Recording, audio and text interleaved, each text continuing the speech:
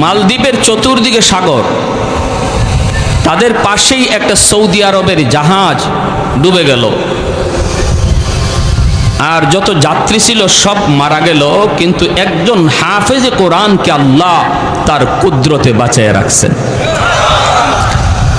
একটা কাঠের উপরে ভাসতেছে হাফেজে কোরআন, অল্প বয়সের একজন হাফেজ। ভাইরা বন্ধুরা, মালদ্বীপের জেলেরা মাছ ধরার জন্য সাগরে নামলো।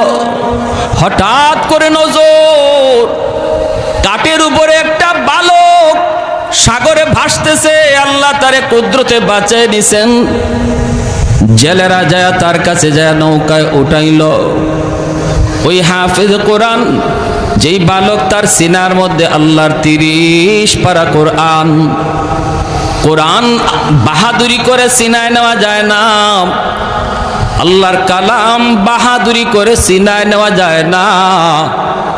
আল্লাহর কালাম ওই সিনার মধ্যেই ঢুকে, যেই সিনায় আল্লাহ পাক নিজে ঢুকায়া দেয়। এজন্য ওই হাফেজে কোরআনকে তারা নৌকায় উঠাইলো। কিন্তু ওই জেলেরা, তারা তো হাফেজে কোরআন কাকে বলে চেনে না, জানে না। কোরআনের হাফেজের মহত্ব বরত্ব জানে না, জানার কথাও না, কারণ তারা ইসলাম কি জিনিস তাও বুঝে না। নৌকায় করে মালদ্বীপ বাজারে উঠাইলো। তখনকার সময় মানুষ বেচাকেনা হইতো।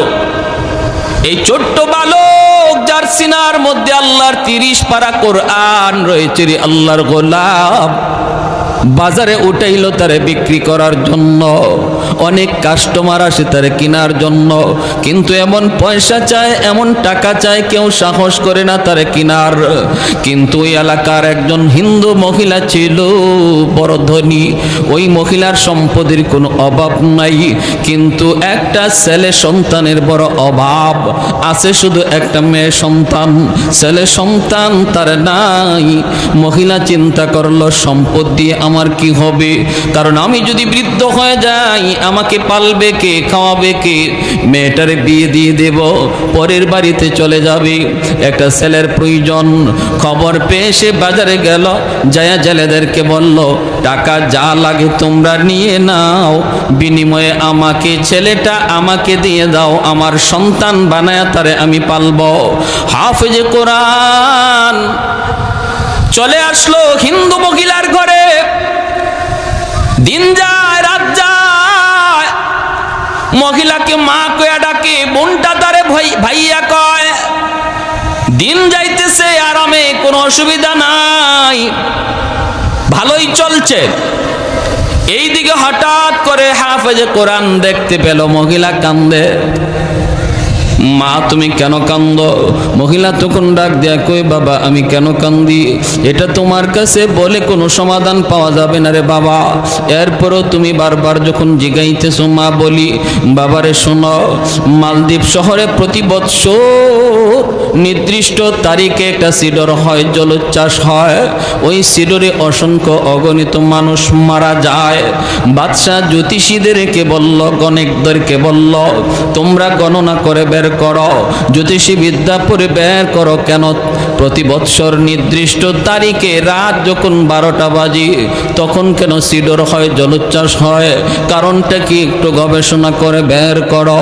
জ্যোতিষীরা জ্যোতিষী বিদ্যা পড়ে বের করলো, গণকরা গণনা করো, তারা জানায় দিল এটা একটা খবিস জিন্নাতের কারসাজি, একটা দেও দানবের কারসাজি।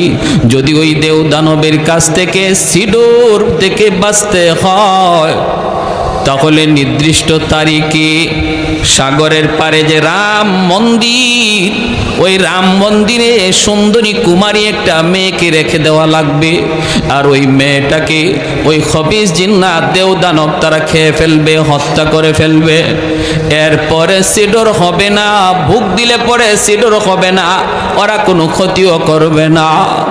বাদশাহ জানায় দিল, আমার রাজ্যের সুন্দরী মেয়েদের তালিকা তৈরি করে দাও।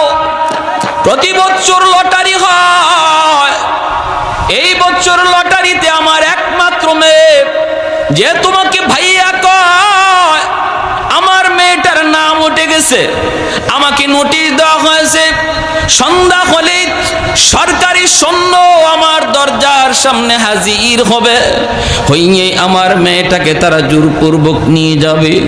বাবা জন্য কাঁদতেছি, বাবা বলো না আমি তো একজন মা, মা জানে সন্তানের দরদ।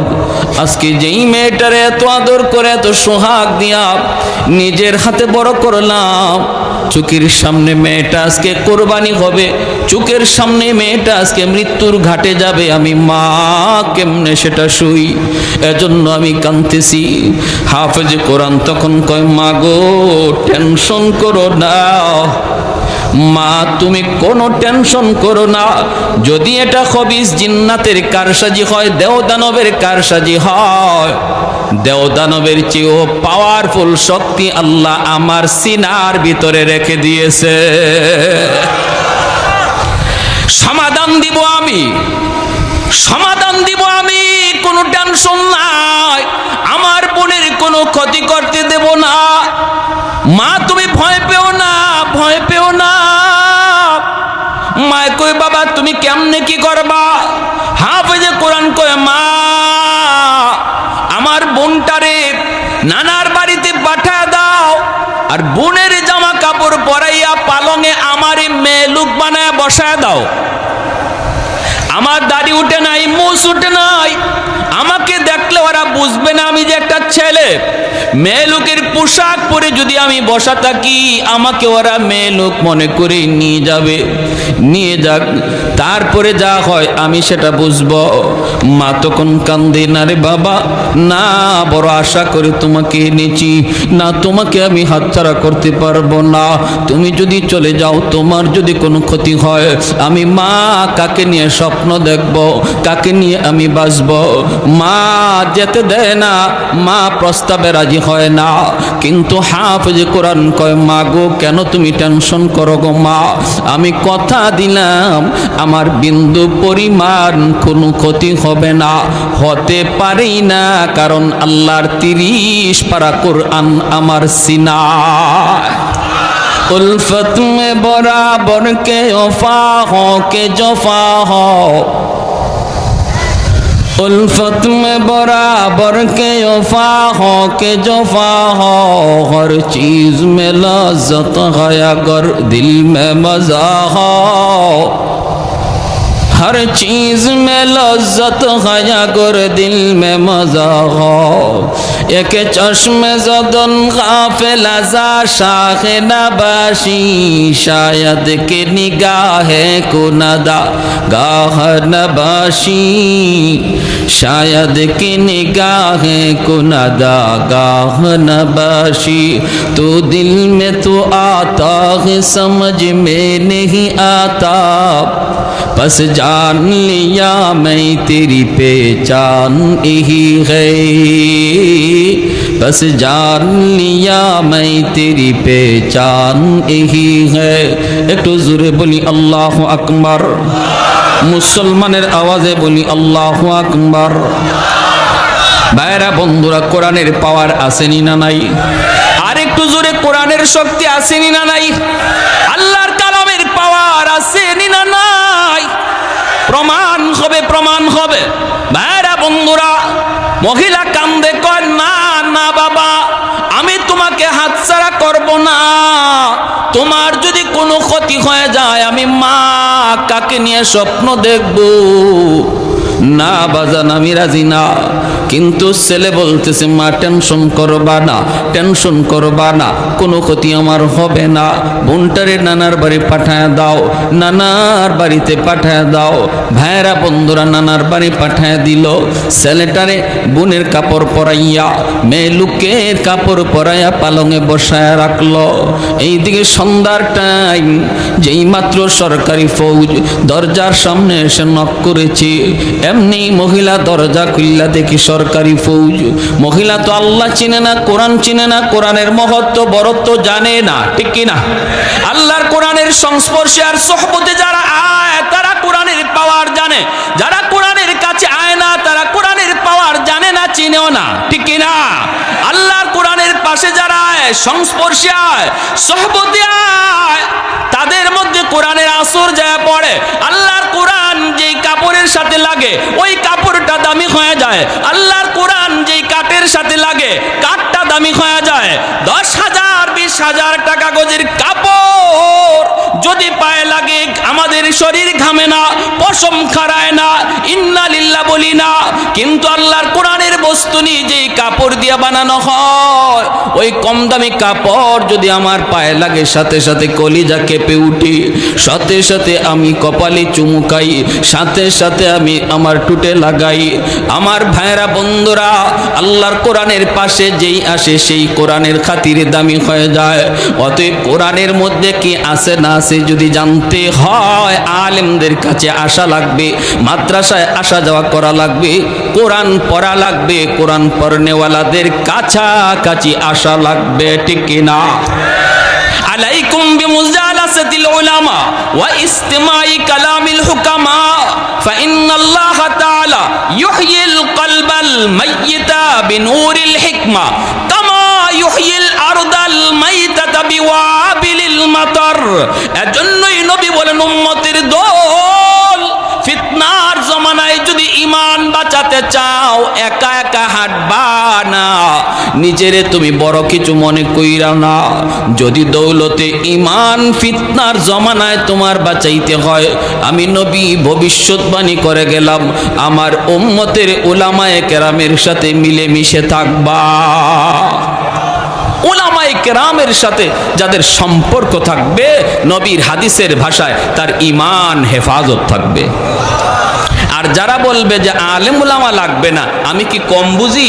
বাংলায় কোরআন বের হয়ে গেছে, তফসির বাংলায় বের হয়ে গেছে, এখন ইমাম সাহেব কেন লাগবে, মাদ্রাসা কেন লাগবে? বুঝবেন খুব কম দিনের ভিতরে ওই শয়তান তার দলে নিয়ে যাবে। ভাই, যদি আপনি আলেম উলামার সাথে সম্পর্ক রাখেন, ইমানের ডাকাত যে আপনার লেবাস পরে, ইসলামী লেবাস পরে আসছে আপনার ইমান ডাকাতি করার জন্য, আপনি তারে চিনবেন না। উলামায়ে কেরামের কাছে রাডার আছে, রাডার। ওই রাডার দিয়ে উলামায়ে কেরাম চিনবে সে ইসলামের বন্ধু নাকি দুশ্মন, সে চিনায়া দিবে। যখনই আপনারে বলবে এভাবে হয় না, এভাবে করলে হয়, এভাবে নামাজ হয় না, এভাবে পড়লে নামাজ হয়, এভাবে জানাজা হয় না, এভাবে পড়লে জানাজা হয়, এভাবে জুম্মা হয় না, এভাবে পড়লে জুম্মা হয়, যত যা কিছু আপনারে বলবে, কখন বলবে? যখন দেখবে আপনি একা একা হাঁটেন, নিজেরও অনেক বড় পণ্ডিত মনে করেন, নিজে নিজেই কোরআন পড়েন, কোনো আলেমের কাছে যান না, তখনই আপনাকে সেই কথাগুলা বলবে। আর যখনই দেখবে আপনার সম্পর্ক ইমাম সাহেবের সাথে, সম্পর্ক মাদ্রাসার সাথে, সম্পর্ক মুফতি মুহাদ্দিসের সাথে, তখন আপনার ধারে কাছেও আসবে না। এটাই আমার নবী বলে গেছেন, এই কথাটাই আল্লাহর নবী বলে গেছে। সাবধান, সাবধান, আল্লাহর দোহাই। আপনি বাংলা পড়তেছেন, কোরআন পড়তেছেন, আমি নিষেধ করি না, পড়েন, কিন্তু পড়ার পরেও বোঝাটা বুঝতে হবে একজন আলেমের কাছ থেকে, ঠিক কিনা ভাই? পড়ার পরেও চূড়ান্ত বুঝটা নিতে হবে একজন আলেমের কাছ থেকে, জান্নাওয়ালা আলেমের কাছ থেকে। আজকের সমাজে আমাদের অনেক মুসলমান ভাই এই ব্যাপারে পথভ্রষ্ট হয়ে যাচ্ছে, গোমরা হয়ে যাচ্ছে, আলেমদের সাথে তার অন্তরে বিদ্বেষ জন্ম নিচ্ছে। আমার ভাইরা বন্ধুরা, হাফেজে কোরআন যতই মহিলাকে বোঝায়, মহিলা তো বুঝ মানতে রাজি না। দরজা খোলার পর যখনই দেখলো সরকারি ফৌজ, সাথে সাথে কয় রাম রাম রাম। আসেনি না নাই? হ্যাঁ, ভয় পাইলেই কয় রাম রাম রাম। হাফেজে কোরআন মনে মনে কয় মারে তোমার রামে বাঁচাইতো না, বাঁচাইবে আমার আল্লাহ। ঠিক, অবাক কিছু দেখলেই ওরা রাম রাম, অবাক কিছু দেখলেই ভগবান কইতে দেরি করে না। কিন্তু ভাইরা, ইসলাম এটা বলে না। বটগাছ কোনোদিন দেবতা হতে পারে না, গঙ্গা কোনোদিন দেবতা হতে পারে না, তুলসী গাছ কোনোদিন দেবতা হতে পারে না, গাবি কোনোদিন দেবতা হতে পারে না। অবাক কিছু দেখলেই যদি খোদা মনে করো, এজন্যই তো 33 কোটি দেবতা হইছে। কাবা শরীফে ছিল মাত্র 360টা দেবতা, এরপরে যা দেখে ইডের ওই খোদা কয়, কইতে কইতে 33 কোটি। ঠিক না? উসমান হারুনি আল্লাহর বহুত বড় ওলি, আল্লাহর বহুত বড় ওলি। উসমান হারুনি খাজা মঈনুদ্দিন চিশতি রহমতুল্লাহি আলাইহির উস্তাদ খাদেম নিয়ে রওনা দিয়েছেন। শীতের রাত, অজু করবেন, একটু অজুর পানি গরম করা লাগবে। খাদেমকে বলতেছেন, বাবা দেখ তো কোথাও একটু আগুন পাওয়া যায় কি না। খাদেম তালাশ করে করে পেয়ে গেল কিছু আগুন। আগুনের চতুর্দিকে মানুষজন দাঁড়ায় দাঁড়ায় আগুনের পূজা করে আর উলু উলু উলু উলু দেয়। খাদেম যায় বলতেছে, ভাই রে তোমরা একটু আগুন দিবানি? কয় কেন? কয় উস্তাদের অজুর পানি গরম করব।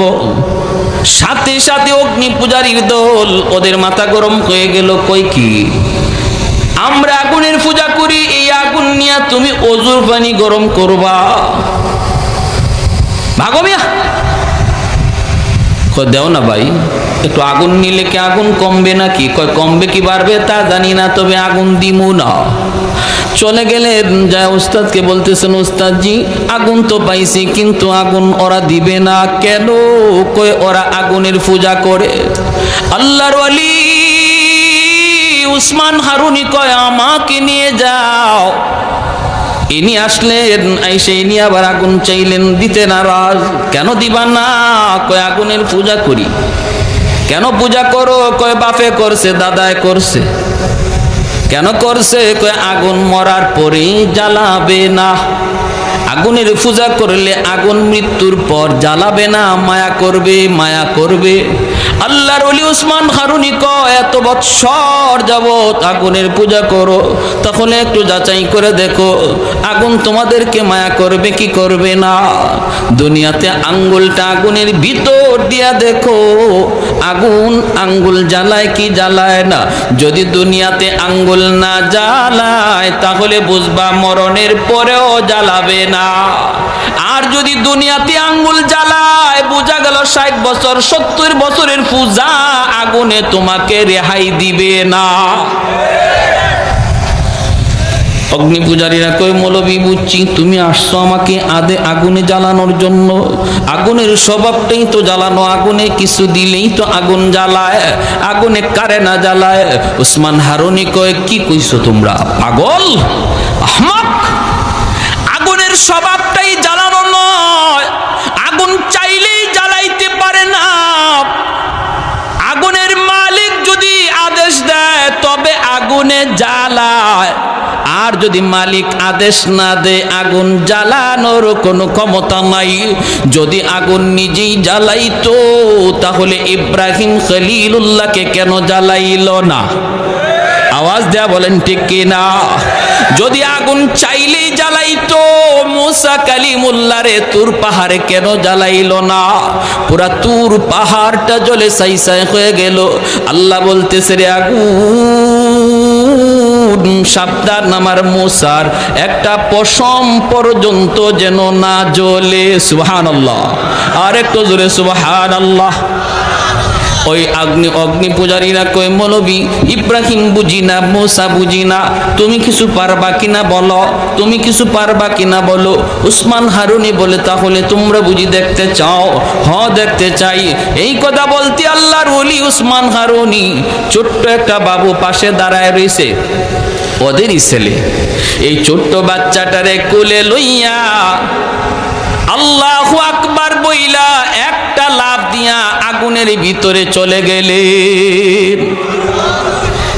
এখন তো শুরু হইছে Ram Ram Ram Ram Ram, high high high, মৌলবী মরছে মরুক, জ্বলছে জ্বলুক, আমাদের বাচ্চাটার কি দোষ ছিল?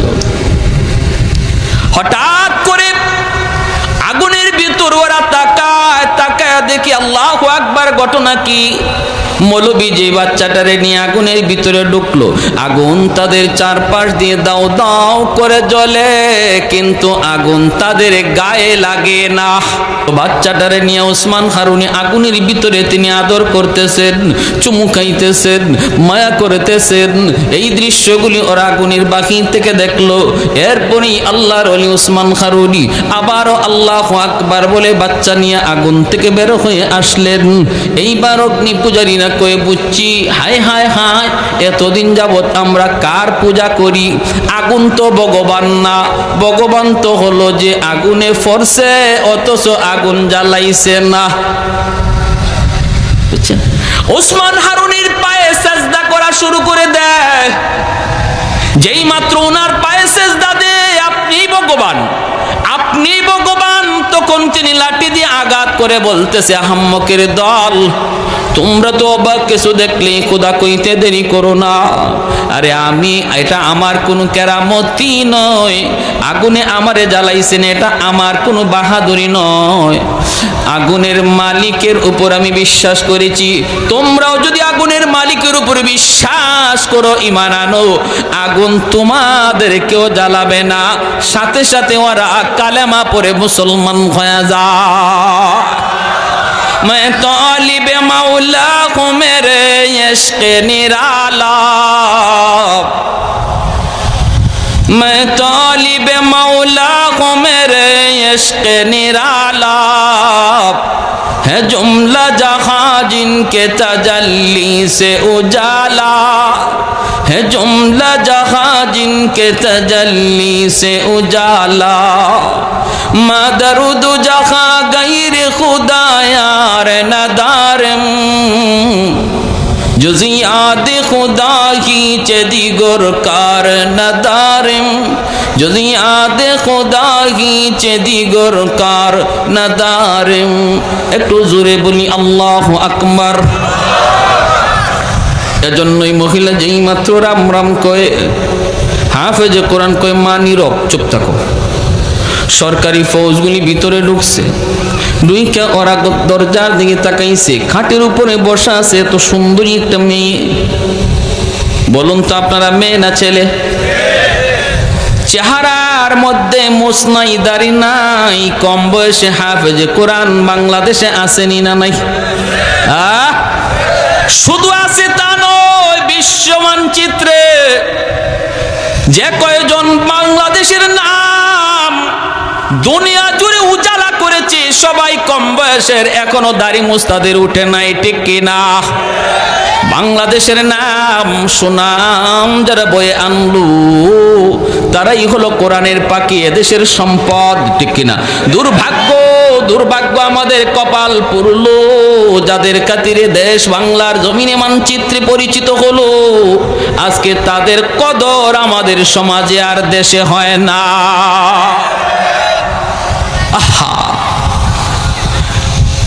ভাইরা আমার, ওরাই নিজেরাই কয়, হায় হায় এত সুন্দর মেয়ে, এত সুন্দর মেয়ে তো কোনোদিন দেখি নাই, হায় রে এত সুন্দর মেয়েটারে আজকে আমরা বলি দিব। সুন্দর তো হবেই, কারণ দেশ হলো নবীর দেশ, নবীর দেশে যার জন্ম, চেহারা তো সুন্দর হবেই। নিয়ে যাইতেছে, নিয়ে যাইতেছে, নিয়ে যাইতেছে হাফেজ কোরআন। ভাইরা বন্ধুরা, ওই যখন রাম মন্দিরে যায় রেখে দিল, মন্দিরে ঢুকার পরেই সে মেয়ে লোকের পোশাক খুলে ফেলবো, লুকায় এসে তার নিজের পোশাক নিয়ে নিল, যায় নামাজটাও নিয়ে নিল। মন্দিরে ঢুকেই হাফেজে কোরআন যায় নামাজ বিছাইয়া আল্লাহর কুদরতি কদমে সেজদায় পড়ে গেল। জানালা দিয়া তাকায়, রাত যখন 12টা বাজবে, সরকারের পক্ষ থেকে পাগলা ঘন্টা বাজানো হবে, সিগন্যাল দেওয়া হবে, সিডর হওয়ার সময় হয়ে গেছে, সবাই সতর্ক হয়ে যাও। যেই মাত্র 12টা বেজে গেল, হাফেজে কোরআন তাকায় দেখলো, ওই যে সাগর থেকে দেখা যায় বিশাল আকারে পানি উপরে উঠতেছে, পানির উপরে আবার আগুন দেখা যায়। সাথে সাথে সে আল্লাহর কোরআনের সূরা ইয়াসিন তিলাওয়াত শুরু করে দেয়। তিলাওয়াত শুরু করে আর কয়, মালিক আজকে প্রমাণ হবে, প্রমাণ হবে দেও দানবের পাওয়ার বেশি নাকি তোমার কোরআনের পাওয়ার বেশি। আজকে প্রমাণ হবে সিডরের পাওয়ার বেশি নাকি তোমার কোরআনের সূরা ইয়াসিনের পাওয়ার বেশি। ভাইরা বন্ধুরা, যেই মাত্র পানিটা আসতেছে দানবের রূপ ধারণ করে, সাথে সাথে সূরা ইয়াসিন পড়ে সে একটা ফু দিল। ফু দেওয়া মাত্রই আল্লাহ পাক রব্বুল আলামিন ওই সূরা ইয়াসিনকে অ্যাটম বোমার মতো শক্তিশালী বানায়া পাহাড়ের মতো উঁচু হওয়া পানির মোকাবেলায় আল্লাহ পাঠায়া দিলেন। আল্লাহু আকবার, জোরে বলেন। পানির মোকাবেলায় আল্লাহ পাক পাঠায়া দিলেন। ভাইরা বন্ধুরা, আল্লাহর কালামের আসর আসেনি না নাই? আল্লাহর কালামের আয়াতের আসর আসেনি না নাই? বিবারিয়ার হুজুর রাহিমাহুল্লাহ, ফখরে বাঙ্গাল রাহিমাহুল্লাহ, ওনাকে একদিন এক নাস্তিক কয়, হুজুর হুজুর মানুষে আই আপনাদেরকে কয় হুজুর একটু ফু দেন, ফু দেন, ফু দেন। এই যে ফু দেন, একটা বাতাস ছাড়লেন, এটা কি হইল? এভাবে মানুষদেরকে আপনারা ধোঁকা দিয়ে আর কতদিন চলবেন? ওইটা ওই বর্তমান নাস্তিকদের সাথে মিল আসেনি না নাই? হ্যাঁ, জান্নাত জাহান্নাম কোত্থেকে আসলো? জান্নাত জাহান্নাম তো হইব কিয়ামত আর পরে। হুজুরে যে মেরাজের ওয়াজ করতে গিয়ে জান্নাত জাহান্নামের কথা বললো, জান্নাত জাহান্নাম তো আল্লাহ বানাইছে ওই না, নাউজুবিল্লাহ। কন কেমন পণ্ডিতের পণ্ডিত বুঝেন। আবার কয় হুজুর মেরাজে গেছেন, এই সময় আপনি এই কি পাইলেন কোত্থেকে? এই সময় তো কোরআনই নাজিল হয় নাই। কেমন পণ্ডিত, কোরআন কখন নাজিল হইছে এটাই জানে না, আর আসছে একজন মুফতি সাহেবের, একজন মুহাদ্দিস সাহেবের ভুল ধরার জন্য। এই নাস্তিকও কয় হুজুর এই মানুষ একটু পানি ভরা চায়, আর আপনারা পানি ফু দেন অথবা গায়ে ফু দেন, এই যে একটা বাতাস দিলেন, এই ধোঁকাবাজি করে আর কতদিন চলবে? নাউজুবিল্লাহ, জোরে কোন। হুজুর বলতেছে আমি কোরআনে আয়াত পড়ে ফু দেই, এতে কিছু হয় কি হয় না এটা তোমার বুঝে আসে না। কয় না, এটা একটা বাতাস, তো ফু দিলেন বাতাস, এটা কি হবে? আল্লাহর ওলি ফখরে বাঙ্গাল রহমতুল্লাহ আলাইহি বলেন, তুমি বুঝবা কেমন করে? তুমি তো একটা জারজ সন্তান, তোমার তো বাপেরই ঠিক নেই। যে এই কথা বলছেন এর চেহারা লাল হইয়া বডি ফুলে গেছে, হাত পা গুছাইতেছে, হুজুরে এখনই ধরবে। মৌলবী এত বড় কথা আমারে বলছো? পুরা বডি ফুলে গেছে গুসায়, চেহারা লাল হয়ে গেছে, মানুষজন জমা হয়ে গেছে। মানুষ কয় রাখ রাখ রাখ, কি হয়েছে? কি হয়েছে কয় না। মৌলবী আমরা কইল কি? হুজুর কি কইছেন? হুজুর কয় আমি তারে কইছি হে একটা জারজ সন্তান, একটা হারামজাদা, ওর বাপের ঠিক নাই। মানুষকে কয় হুজুর আপনি অত বড় একজন হুজুর, হুজুর এই গালিটা কেমনে দিলেন? হুজুর বলতেছে হাইসা হাইসা হুজুরে কয় আমি যে তারে গালি দিছি মূলত গালি না, আমি তারে জবাব দিছি, জবাব। সে যা জানতে চাইছে ওটা জানাইছি। কেমন? হে জানতে চাইছে যে আমরা যে কোরআনের আয়াত পড়ে ফু দেই, এই ফুতে কি হয়? ফু তো একটা বাতাস, এই বাতাসে তো কিছু হওয়ার কথা না, আমরা নাকি এরকম ফু ফা দিয়ে ধোঁকাবাজি করি, এটা বুঝাইছে তারে। কেমনে বুঝাইছেন? বুঝো না তোমরাও? আমি যে ওরে হারামজাদা বলছি, এটা একটা বাতাস ছাড়ছি, বাতাস। কি ছাড়ছি? ভালো করে বুঝছেন? তারে কি মারছি? না। তারে কি ইটা মারছি? না। তারে কোনো ধরনের টাচই আমি করি না, শুধু একটা বাতাস ছাড়ছি। এই বাতাসটাও একটা নাপাক বাতাস, একটা গালি। এতে করে দেখেন তার চেহারা লাল হয়ে গেছে, তার বডি ফুলে গেছে। একটা নাপাক বাতাসে যদি এমন আসর থাকে, তার চেহারাটারে ফুলাইয়া দেয়, বডিটারে লাল করে দেয়। কোরআনের আয়াত পাক, কোরআনের আয়াত করে বাতাস দিলে যে আসর করে, এটা বুঝাইবার লাগে তারে গালিটা দিছি। বুঝে আসছে? আপনারা বুঝছেন নি? নুরউদ্দিন ঘরপুরি রহমতুল্লাহ আলাইহি সিলেটের, আমাদের সিলেটের বহুত বড় একজন আল্লাহর ওলি ছিলেন। হুজুরের শনি মঙ্গলবারে ফু দিতেন, পানি ফোড়া দিতেন, পানি ফোড়া। তো মানুষজন এরকম পানি নিয়ে যাইতো, তো হুজুর অনেক ব্যস্ত থাকতেন, এজন্য মাঝে মাঝে করতেন কি, মাদ্রাসার সামনে একটা পুকুর ছিল, হুজুরে ওই পুকুরের মধ্যে ফু দিয়া চলে যেতেন, আর মানুষকে বলতেন তোমরা পুকুর থেকে পানি নিয়ে যাও। তো হুজুরে পুকুরে ফু দিয়া চলে গেছেন, মানুষের পুকুর থেকে ওই বোতল ভরে ভরে পানি নিয়ে যাইতো, কাজ হয়ে যেত। এখানে একদিন এক লোক আসছে হুজুরের খুব মহব্বতের, খুব মহব্বতের, এরকম একটা কাচের জগ, এই কাচের জগ নিয়ে আসছে। অসুবিধা হইতেছে আপনাদের? এরকম কাচের জগ ভরা পানি নিয়ে আসছে। আয়েশা বলতেছে হযরত আমার একটু একটু পানি ফোড়া, হুজুর একটু ফু লাগবে। হুজুর বলতেছে, কেন? আমি তো পুকুরে দিয়ে আসলাম, তুমি পুকুর থেকে নিয়ে যাও। হুজুর আমার কেমন কেমন, হুজুর আমার এটাতে দিয়া দেন। এত বড় পুকুর, ফু দিছেন এক কোনায়, ওই জায়গায় ফু লাগে নাই না লাগছে এটাও জানি না, কোন ভাই ফু গেছে আর কোন ভাই গেছে না। আমি কোত্থেকে পানি নিব হুজুর, আমার জগটার মধ্যে একটা ফু দিয়া দেন। হুজুর বলতেছে, ও আমার ফু পুকুরের কোন দিকে গেছে আর কোন দিকে গেছে না এটা তোমার একই নইতেছে না, তোমার জগে ফু দিতাম। তো ঠিক আছে, জগ ধরো, কাচের জগ তুমি ধরো, আমি ফু দেই। কাচের জগটা এইভাবে ধরে, আমাদের উস্তাদরা পাশে দাঁড়ানো, সবাই দেখতেছে, এই কাচের জগটা সেইভাবে ধরে রাখছে, আর হুজুর একটা ফু দিছেন। ফুটা দেওয়ার সাথে সাথে কাচের জগ টাস টাস করে ভেঙে পড়ে গেছে। কিসের পানি? পুকুরে ফু দিছি তোমার একই নয় না, জগে ফু দিমো। ঠিক আছে, জগ ভালো করে ধরো, জগই নাই। জগ আছে, জগই নাই।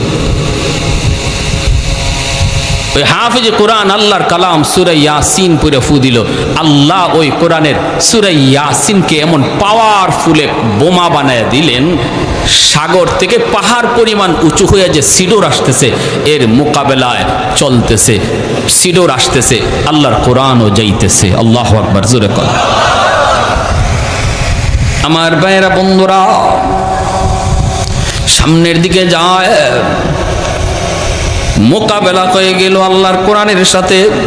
মুহূর্তের ভিতরে সাগরের সিডোর, পাহাড় পরিমাণ উঁচু যে সিডোর ছিল, সাগরে আবার দেবে গেল। মুহূর্তের ভিতরে আল্লাহর কোরআন জয়ী হয়ে গেল, আর দেওদানবের কারসাজি পরাজিত হয়ে গেল। ভাইরা, বন্ধুরা, সকালবেলা আসছে ওরা লাশ নেওয়ার জন্য। লাশ, কারণ প্রতিদিন প্রতি বৎসর সকালবেলা ওরা লাশ নিয়ে যায়। রাতে যদি সিডোর না হয় তাহলে মন্দির থেকে লাশ নিয়ে যায়। আসছে সরকারি ফৌজ লাশ নেওয়ার জন্য। আইসা দেখে লাশের কোনো বংশও নাই, বরং মন্দিরের ভিতরে একজন কোরআনের হাফেজ বসে বসে কোরআন তিলাওয়াত করতেছে। ইয়াসিন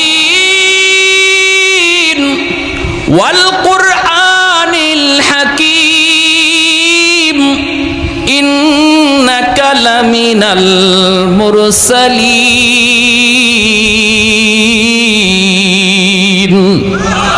আল্লাহর কোরআন পড়তেছে। সরকারি ফৌজরা ইসা কয়ে, কি রে বেটা তুমি এখানে কি করো? লাশ কোথায়? হাফেজ সাহেব কয়ে, লাশ কোথায় পাইবা? লাশ কোত্থেকে আসবে? কয়ে, কেন? গতকাল যেই মেয়েটাকে আমরা রেখে গেলাম, এই মেয়েটার লাশ নেওয়ার জন্য এসেছি। হাফেজ সাহেব কয়ে, মেয়ে তোমরা আনো নাই, আমারই তোমরা আনছ। ফৌজরা কয়ে, কও কি তুমি? বলে, হ্যাঁ, আমাকে তোমরা নিয়ে আসছো। আমার বোনকে নানার বাড়ি পাঠায় দিছি। যারে তোমরা মনে করো মেয়ে, সে তো নানার বাড়িতে পিঠা খায়,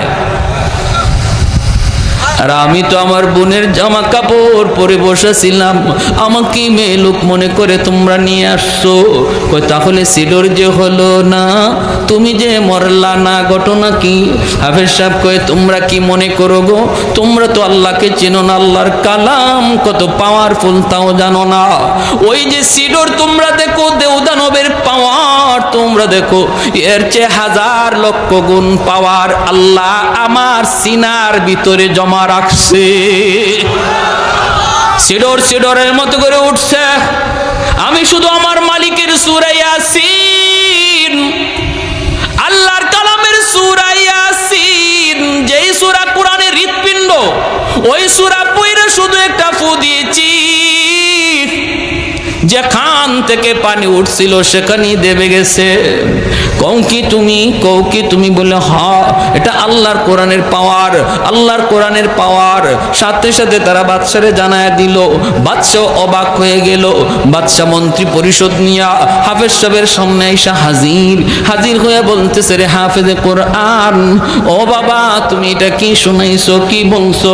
আমরা তো কোরআন বুঝি না, কোরআনের মহত্ব জানি না। বাবা আগামী বছর এই তারিখে আবার তোমাকে আমরা মন্দিরে রাখবো, আবারও তোমাকে মন্দিরে রাখবো। আমরা নদী সাগরের পারে দাঁড়ায় দাঁড়ায় দৃশ্যগুলি দেখব, নিজের চোখে আমি দেখবো রে বাবা, নিজের চোখে দেখবো আল্লাহর কোরআনের পাওয়ার, নিজের চোখে দেখব। যদি এমনই হয় আমি বাদশা কথা দিলাম জনগণ সহ একদিনে কালেমা পড়ে মুসলমান হয়ে যাব। আমার ভাইরা বন্ধুরা, পরের বছর হাফেজে কোরআনকে আবার মন্দিরে রেখে দেওয়া হয়। নির্ধারিত তারিখে রাত যখন 12টা বাজে, মন্ত্রী পরিষদ লয়া বাদশা সাগরের পারে দাঁড়ানো। ঠিকই ছিল উঠতেছে আল্লাহর কালাম, ওইরা হাফেজে কোরআন মন্দির থেকে ফু দিছে। বাদশা একবার সাগরের দিকে তাকায়, আরেকবার মন্দিরের দিকে তাকায়, একবার সাগরের দিকে তাকায়, আবার মন্দিরের দিকে তাকায়। হঠাৎ করে দেখে মন্দির থেকে পাওয়ারফুল একটা আগুনের লোক্কা সাগরের দিকে যাইতেছে। যেই পানিটা এত উঁচা হয়ে উঠলো, ওই পানিতে যায় আঘাত করা মাত্রই পানি আবার সাগরে দেবে গেল। বাদশার সাথে সাথে এসে বলতেছে, রে বাবা হাত বাড়ায় দে, এতদিন পর্যন্ত অন্ধকার ধর্মে ছিলাম, সত্য ধর্মের সন্ধান পাই নাই, আল্লাহর কোরআন চিনি নাই, কোরআন চিনি নাই, কোরআনের মালিককেও চিনি নাই। আজকে তোমার হাতে হাত রেখে মন্ত্রী পরিষদ সহ কালেমা পড়ে মুসলমান হলাম। একদিনে মালদ্বীপের সমস্ত জনগণ একজন হাফেজ কোরআনের হাতে হাত রেখে সবাই কালেমা পড়ে মুসলমান হয়ে যায়। ইসলামের এত বড় অবদান কোরআনওয়ালাদের, হাফেজ কোরআনদের। কিয়ামতের ময়দানে আল্লাহ পাক রব্বুল আলামিন যখন একজন কোরআনের পাখিকে বলবে যাও জান্নাতে যাও, কেমনে বলবে জানবেন? পর্দার আড়ালে আনবে আল্লাহ। আল্লাহ পাক পর্দার আড়ালে আনবে একজন আলেমকে, একজন হাফেজ কোরআনকে। আইনা আল্লাহ বলবে, তুমি এই গুনাহটা কেন করেছিলা? ইয়া মাশারাল উলামা ইন্নী লাম আদা ফীকুম ইলমি লিউআযিবাকুম, আমি আল্লাহ তোমাকে কোরআন দেই নাই জাহান্নামের আগুনে জ্বালানোর জন্য। কেন তুমি এই অন্যায় করেছো?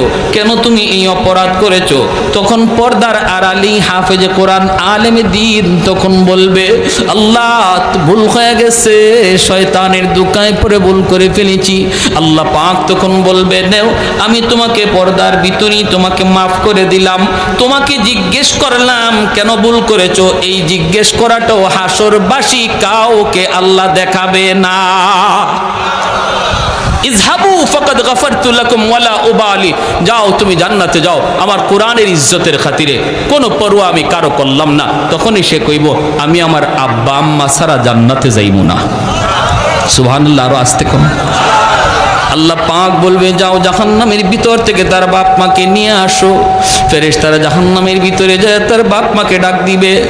বাপ মা যখন উঠে আসবে তখন তার দাদা দাদি নানা নানি তার বাপ মাকে ধরবে, ধরে বলবে, বাবা রে তোমরা তোমাদের সন্তানের সুপারি আসছে আজকে জান্নাত যাইতেছো, জাহান্নাম থেকে মুক্তি পেয়ে গেছো।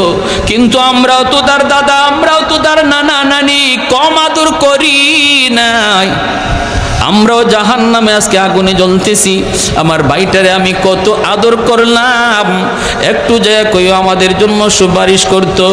তখন তার বাপ মা যখন জান্নাতে যাওয়ার পথে হাফেজ সাহেব যায়, আলেম যায়, সাথে সাথে বাপ মা থেমে যায়। বাপ মা থাইমে বলতেছে, না আমরাও জান্নাতে যাবো না। কেন? কই তুমি যদি তোমার বাপ মা ছাড়া জান্নাতে না যাও, আমরাও আমাদের বাপ মা ছাড়া জান্নাতে যাইমু না। আল্লাহ বলবে, যাও আমার কোরআনের পাখির দাদা দাদিরে নিয়ে আসো।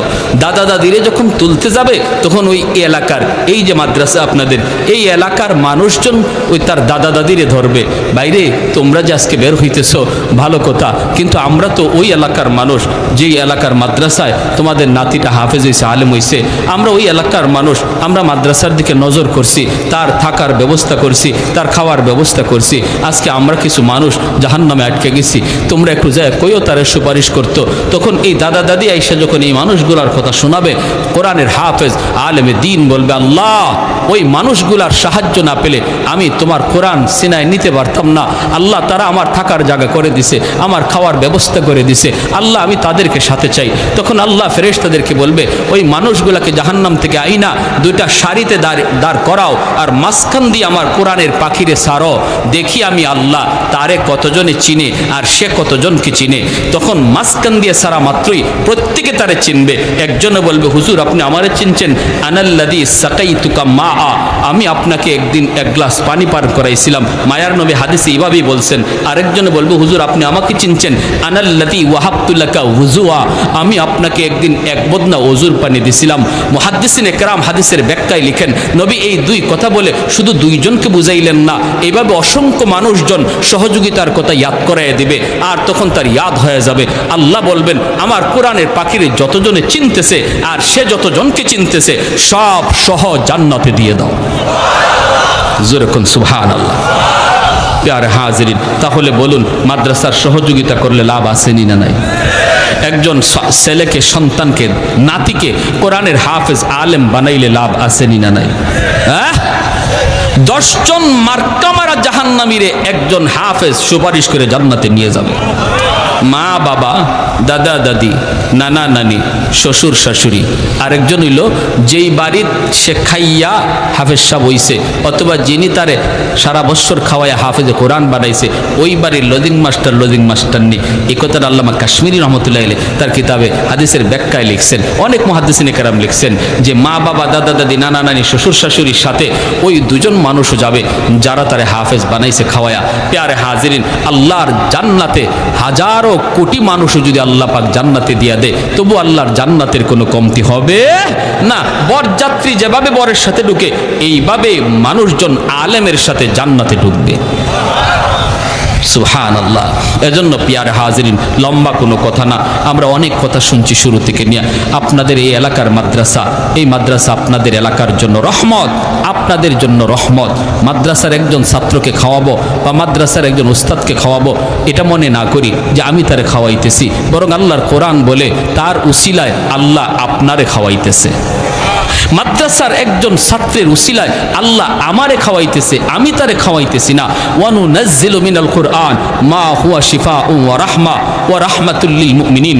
কোরআন রহমত, মাদ্রাসা রহমত, হাফেজ কোরআন রহমত। যেই ঘরে একজন হাফেজ খায়, এই ঘরে রহমত নাজিল হয়। তার খাতিরে আল্লাহ সবাইরে খাওয়ায়। আর হাজিরিন, এজন্য ছোট ছোট বাচ্চাগুলিকে কদর করি।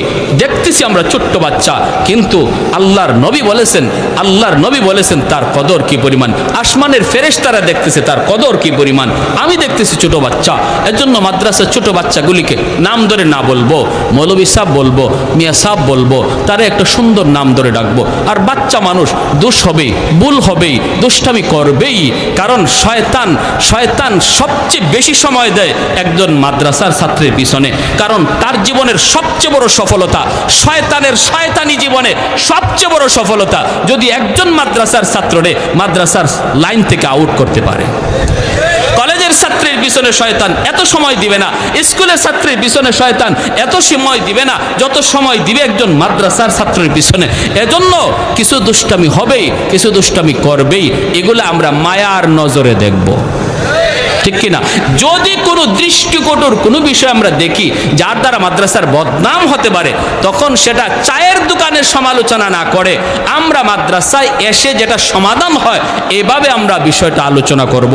আমি যদি চার দোকানে মাদ্রাসার বদনাম করি আর আমার বদনাম শুনে একজন মানুষ যদি তার ছেলেকে মাদ্রাসায় ভর্তি করা থেকে বিরত হয়ে যায়, যে মাদ্রাসায় যদি এমনই হয়, পোলারে নিয়ত করছিলাম মাদ্রাসায় পড়াবো আর পড়াবো না, আপনার কথার কারণে যদি একজন বাবা তার সন্তান সন্তানকে মাদ্রাসায় দেওয়া থেকে ফিরাইয়া নিয়ে আনে, কিয়ামতের ময়দানে আল্লাহর দরবারে আপনার মতো এত বড় আসামি আর কেউ হবে না, এত বড় আসামি আর কেউ হবে না।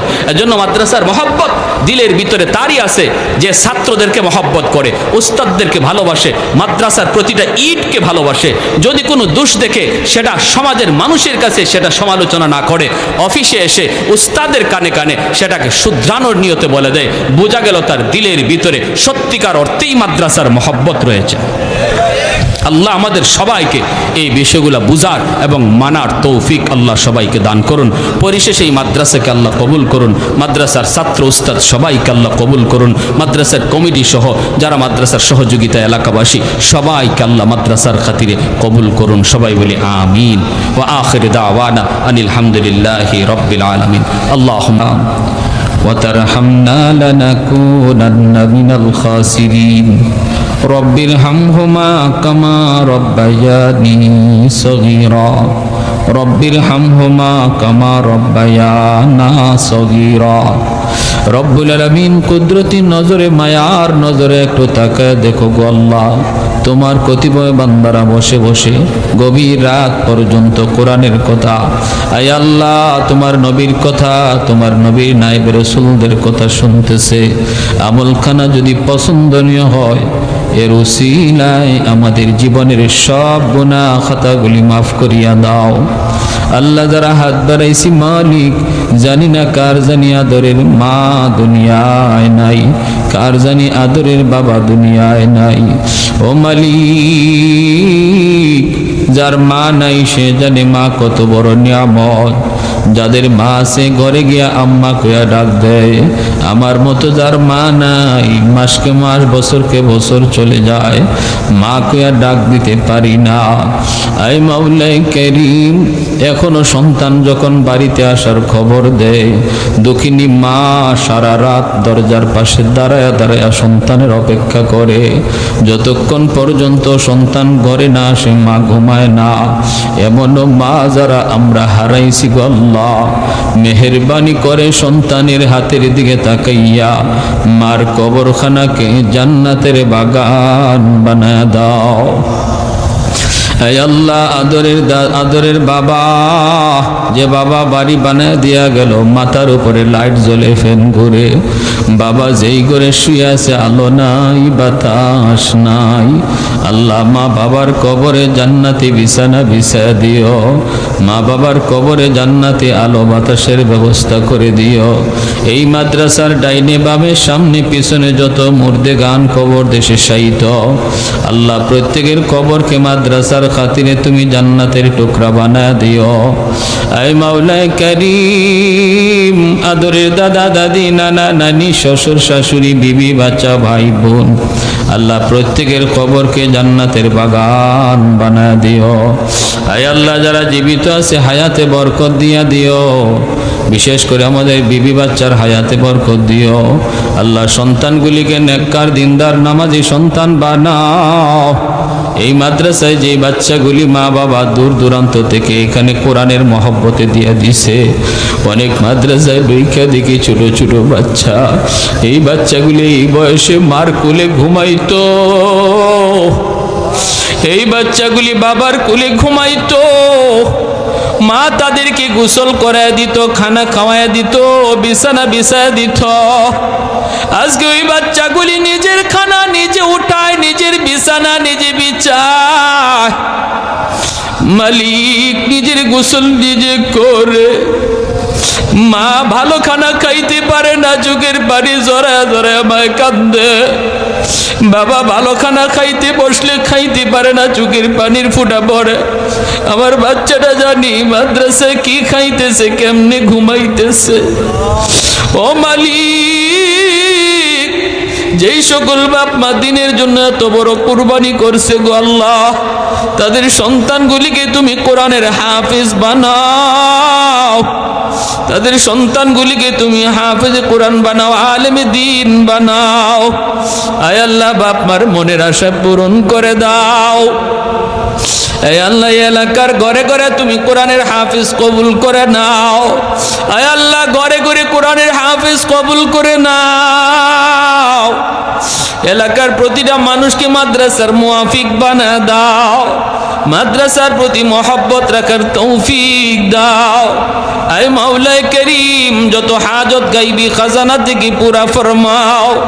আয় আল্লাহ, আয় আল্লাহ, মাদ্রাসার কমিটিতে যারা আছে, সহযোগিতায় যারা আছে, আল্লাহ প্রত্যেকের এই মেহনতকে নাজাতের উসিলা বানায় দাও। আয় মাওলায়ে করিম, আয় আল্লাহ, ছাত্র উস্তাদ সবাইকে কবুল করো।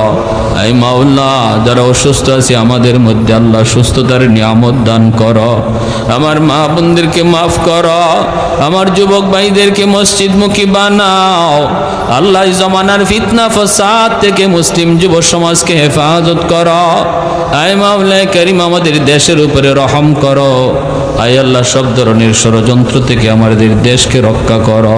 আল্লাহ, বিশ্ব শান্তি ফিরায় দাও, যাবতীয় অশান্তি তুমি দূর করে দাও, হিংসা বিদ্বেষ দূর করে দাও, আমাদের পরস্পরে মিল মহব্বত বাড়ায় দাও। ওয়াসাল্লাল্লাহু তাআলা আলা খাইরি খালকিহি মুহাম্মাদিন ওয়া আলিহি ওয়া আসহাবিহি আজমাইন। আমিন আমিন বিরহমাতিকা ইয়া আরহামার